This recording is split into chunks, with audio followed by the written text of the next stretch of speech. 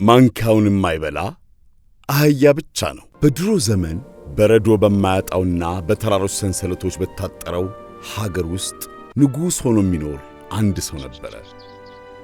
ይሄ ንጉሥ በአካባቢው ከነበረው የአየር ንብረት የተነሳ ብዙ ጊዜውን በቤተ መንግሥቱ ውስጥ ያሳልፍ ስለነበረ ስለሚያስተዳድረው ሕዝብ አኗኗር የሚያውቀው በጣም በትንሹ ነበረ። እናም ልጆች ይሄ ታሪክ የሚታመን ከሆነ ንጉሡ ከዕለታት በአንዱ ቀን ልክ እንደ አንድ ያረጀ ገበሬ ለብሶና ጎብጦ አንድ እግሩንም እየጎተተ ከቤተ መንግሥቱ ማንም ሳይጠረጥረውና ሌላው ቀርቶ ጠባቂዎቹ እንኳን ማን እንደሆነ ሳያውቁ ውልቅ ብሎ ሄደ። ከዚያም ንጉሥ ከሆነ ጀምሮ ዞር ብሎ ያላያቸውን የሀገሩን ኮረብታዎችና ሜዳዎች እያቋረጠ ሲጓዝና በሀገሩ መልክዓ ምድር ሲገረም ቆይቶ በድንገት በከባዱ የወረደው በረዶ ሊሸፍናት የተቃረበች የአንድ የበጎች እረኛ ቤትን በሩቅ ተመለከተ። ወዲያውኑ ወደ እረኛው ቤት በመሄድ የእረኛውን ቤት አንኳኳ። እረኛውም እንደዚያ ባለ በረዶ እየተንቀጠቀጠ ሲመጣ ስለተመለከተው በጣም አዝኖለት ወደ ቤቱ ካስገባ በኋላ የሚበላውንና የሚጠጣውን አቀረበለት። እረኛውም ጨዋ ታዋቂና ቀልደኛም ስለነበረ ንጉሡ ደስተኛ ሆኖ ሲጫወት አመሸ። ታዲያ ይሄ እረኛ ወደ ቤቱ ያስገባው ሰው የሀገሩ ንጉሥ እንደሆነ ምንም አላወቀም ነበረ። በሚሄድበት መንገድ ላይ እንዳይርበው በማለት የተለያዩ ፍራፍሬዎችና ዳቦዎችን በከረጢት ውስጥ አድርጎ ሰጠው። ንጉሡም እረኛውን ከተሰናበተ በኋላ ከቤተ መንግሥቱ ሲደርስ የእረኛውን ስም እንዳይረሳ ስለ ሰጋ በያዘው በትር ላይ ጽፎት መሄድ ጀመረ። እረኛው እጅግ በጣም ታማኝና ፈጣን የሆነ ውሻ ነበረው። ውሻው በምንም ሁኔታ ውስጥ እንኳን ቢሆን ከእረኛው አይርቅም ነበር። ከብዙ ቀናት በኋላ ንጉሡ ለእረኛው አንድ የጥሪ ደብዳቤ ላከለት። በደብዳቤው ላይ ንጉሡ እረኛው ታማኝ ውሻውን ይዞ በቤተ መንግሥት ግብዣ ላይ እንዲገኝ የሚጋብዝ ነበር። ይሁንና ንጉሡ ለዚህ እረኛ ለምን የግብዣ ወረቀት እንደላከለትም ሆነ ቤተ መንግሥት እንኳን የት እንደሚገኝ እረኛው ምንም የሚያውቀው ነገር አልነበረውም። ንጉሡ የጠራው የግብዣ ቀን ሲደርስ እረኛው ያለውን የክት ልብስ ለብሶና ዘንጦ እንዲሁም ያንን ውሻውን አጥቦና ጸጉሩን አበጥሮለት የንጉሡ ቤተ መንግሥት የሚገኝበትን እያጠያየቀ መሄድ ጀመረ። ከብዙ ጉዞ በኋላ በንጉሡ ቤተ መንግሥት ዋናው በር ላይ ደረሰ። የቤተ መንግሥቱ በር በጣም ቁጡና ኃይለኛ በሆነ ዘበኛ ይጠበቅ ነበርና እረኛው ወደ ውስጥ ሊገባ ሲል ቆም፣ የት ነው እየተጣደፍክ የምትሄደው ሲል ጠየቀው። እረኛውም እኔ ንጉሡ ለግብዣ ጠርተውኝ ነው፣ ደብዳቤውንም መመልከት ትችላለህ ካለው በኋላ ከንጉሡ የተላከለትን የጥሪ ደብዳቤ ያሳየው። ዘበኛውም በደብዳቤው ላይ የተጻፈውን ልብ ብሎ ከተመለከተና ካነበበ በኋላ ታዲያ ውሻውንም ልታስገባው ነው ሲለው፣ አዎ እሱም በንጉሡ ተጠርቷል ይለዋል። ዘበኛውም እንደማየው ከሆነ ንጉሡ አንድ የተለየ ሽልማት ሊሰጥህ አስቧል ማለት ነው። እንዲያ ከሆነ ደግሞ ይህንን በር የማሳልፍህ አሁን ከኔ ጋር የተስማማህ እንደሆነ ነው።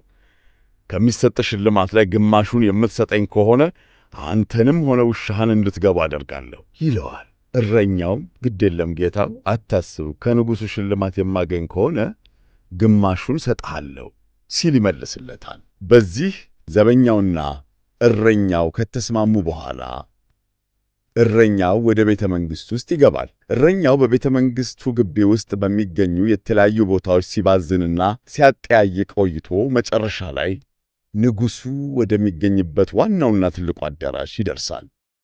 ይሁን እንጂ በአዳራሹ የመግቢያ በር ላይ በጣም የሚያስፈራና የሰማይ ስባሪ የሚያህል በጣም ረጅምና በጣም ወፍራም የሆነ ዘበኛ ቆሞ ነበረ።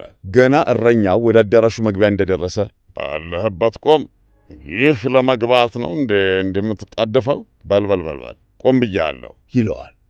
እረኛውም እኔ ንጉሥ ለግብዣ ጠርተው ነበረ፣ ደብዳቤውም ይኸው ካለ በኋላ ንጉሡ የላከለትን የጥሪ ደብዳቤ አውጥቶ ያሳየዋል። ዘበኛውም በደብዳቤው ላይ የተጻፈውን ደጋግሞ ከተመለከተና ካነበበ በኋላ እና ውሻውም ይገባል ይለዋል። እረኛውም አዎ እሱም በንጉሡ ተጠርቷል ይላል።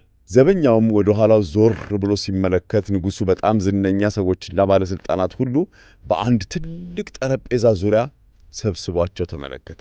በዚህ ጊዜ ንጉሡ አንድ የተለየ ሽልማት ይሰጥሃል ማለት ነው። ስለዚህ ስትወጣ ከሚሰጥ ሽልማት ላይ ግማሹን ትሰጠኛለህ። እንደዛ ከሆነ አንተንም ሆነ ውሻህን አስገባችኋለሁ ይለዋል። እረኛውም ጌታው አታስብ፣ ከንጉሡ የማገኘውን ሽልማት በጠየቅከኝ መሠረት ግማሹን እሰጥሃለሁ በማለት ወደ ውስጥ ይገባል። በዚህ ጊዜ እረኛው ስጦታ እንኳን ቢሰጠው ግማሹን ለዚህኛው ግማሹን ደግሞ ለዛኛው ዘበኛ እንደሚሰጥ ሲያስብ ለእርሱ ግን ምንም የሚተርፈው ነገር አለመኖሩን ተረዳ። እረኛው ንጉሡ ግብዣውን ወደሚያካሂዱበት ጠረጴዛ ተጠግቶ ለንጉሡ ከወገቡ ቅንጥስ እስኪል ድረስ ሰላምታ ከሰጠ በኋላ ንጉሡ በባለሥልጣናቱና በታዋቂዎቹ ሰዎች መሃል በተዘጋጀለት ወንበር እንዲቀመጥ አደረገው። በየተጋባዡ ሁሉ ፊት ለፊት ሹካ፣ ቢላዋና ማንኪያ ቀርቦ ነበረ። በእረኛው ፊት ግን የተቀመጠለት ቢላዋና ሹካ ብቻ ነበረ። ከዚያም በንጉሡ ትእዛዝ ለእያንዳንዱ ሰው ምን የመሰለ ጣፋጭ ሾርባ እየተቀዳ በየሰሃኑ ተቀመጠ። በእርግጥ ከሁሉም አስቀድሞ ሾርባው ከሰሃኑ ላይ እየጨለፈ ለመጠጣት ማንኪያውን ያነሳው ንጉሡ ነበረ። ማንኪያውን ብድግ አድርጎ ለሁሉም እያሳየ ሾርባ የማይጠጣ አህያ ብቻ ነው አለና በማንኪያው ከሾርባው ላይ ዝቆ መጠጣት ጀመረ። ተጋባዡ ሁሉ ከፊት ለፊታቸው በተቀመጠው ማንኪያ ሾርባቸውን እየጨለፉና እየጠጡ እየሳቁና እያውካኩ ይመገቡ ጀመር። እረኛው ግን ማንኪያ ስላልቀረበለትና ሾርባውን በምን እንደሚጠጣ ግራ ገብቶት ወይኔ ዛሬ ጉድ ሆንኩ፣ እኔ ብቻዬን ሾርባ ሳልጠጣ ቀርቼ አህያ መባሌ ነው እያለ ግራ ቀኙን ሲገላመጥ ባለሥልጣናቱና ታዋቂዎቹ ሰዎች ሁሉ እያዩ ሳቁበት። እረኛውም ሹካውንና ቢላውን እየተመለከተ ሲያስብ አንድ ሐሳብ መጣለት። አጠገቡ የነበረውን ደረቅ ዳቦ ብድግ አደረገና በትንሹ በቢላው አስተካክሎ ቆረሰው።